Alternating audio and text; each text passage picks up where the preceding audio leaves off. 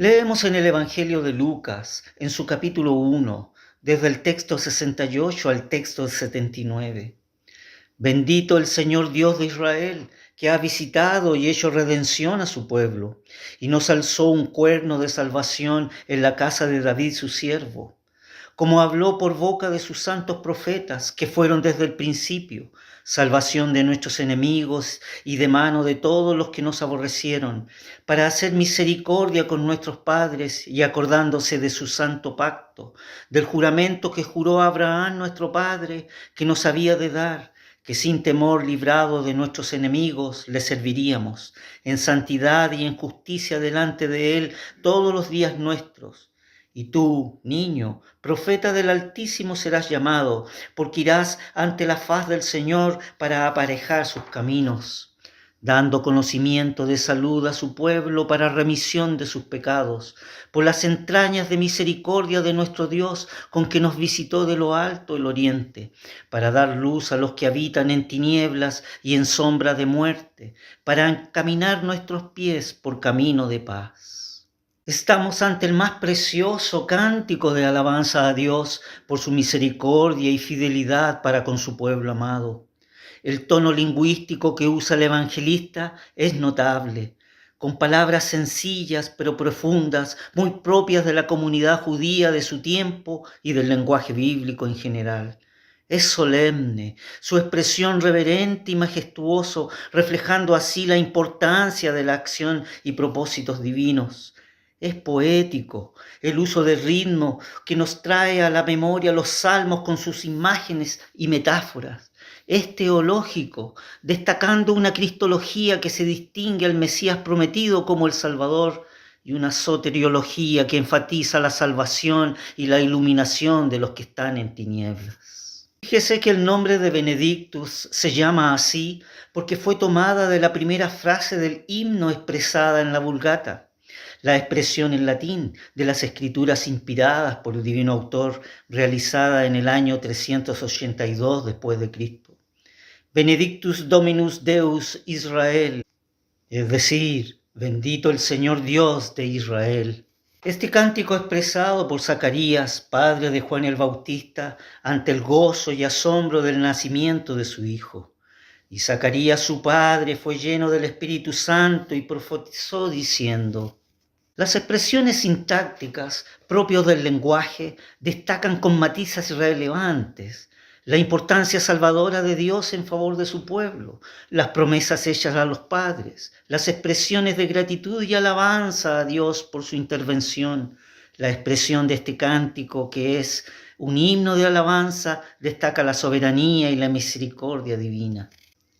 Dentro de su análisis del cántico encontramos su primera parte, la introducción, en el texto 68, en su parte primera. Bendito sea el Señor Dios de Israel. Esta introducción establece el tono del cántico y presenta su tema principal, la bendición y alabanza a Dios por su acción salvadora.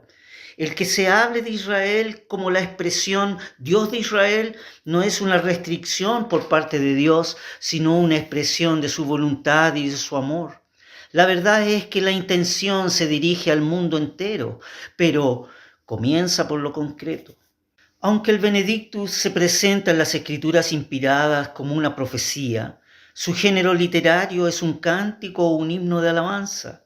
Si bien Dios ha hecho algo nuevo y definitivo en favor de su pueblo amado, la primera frase de este cántico recalca la continuidad con lo que hizo en el pasado. Esto pues se trata de un estribillo gramatical, pues que Benedicto celebrará la redención que Dios llevará a cabo a través del Mesías prometido, el Señor Jesús. La segunda parte de este cántico es el contenido. Esta está estructurada en 3 estrofas. La primera estrofa va desde el texto 68 en su segunda parte hasta el texto 71 en su segunda parte.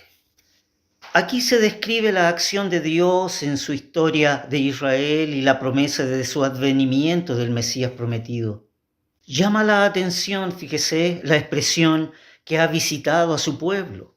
Aquí el evangelista usa el término de la koiné episkeptomai, que significa examinar, visitar, buscar, ir en ayuda. Dios no solo tiene ojos sobre su pueblo, sino que viene en verdad. La expresión ha cumplido la liberación tiene sus ecos veterotestamentarios y nos trae a la memoria la resonancia del Éxodo. El himno habla en metáforas. La visita, la liberación o redención, el cuerno alzado de salvación se emplean en sentido figurado. No son imágenes que hagan soñar, sino cifras en las que los oyentes encuentran una verdad familiar. Lo que se renueva continuamente en el judaísmo es la conexión de las viejas metáforas. Resuena una voz pregnada de realidades escatológicas. Cuando Lucas, el evangelista, se une a esta voz y da gracias por la venida de Jesús, el Mesías prometido, entonces las viejas imágenes cobran vida. La segunda estrofa se encuentra desde el texto 72 al texto 75. Destaca la importancia de la salvación que Dios ha realizado en favor de su pueblo amado y la conexión entre la acción de Dios y la promesa hecha a los padres. Hasta aquí la redención y la salvación se han descrito en términos de fidelidad de Dios a las promesas hechas por sus profetas a David. De aquí que la segunda estrofa pasa la atención de la alianza con David y sus descendientes a la alianza con Abraham y su descendencia. Comienza refiriéndose a la cualidad principal de Dios en cuanto a su parte, la alianza, es decir, su misericordia.